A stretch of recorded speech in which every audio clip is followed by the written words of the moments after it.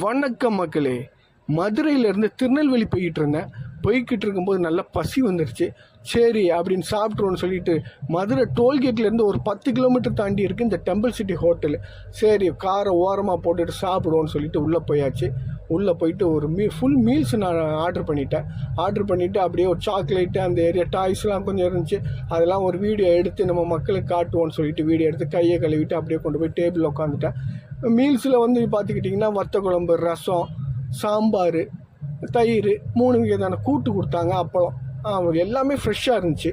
Okay அப்படின்னு சொல்லிட்டு சுட சுட சாதத்தை கொண்டு தட்டாங்க. நல்ல சாம்பார்லேருந்து ஆரம்பித்தேன். இந்த இதுதான் கேட்லாக்கு, இதை பார்த்துக்கிடுங்க.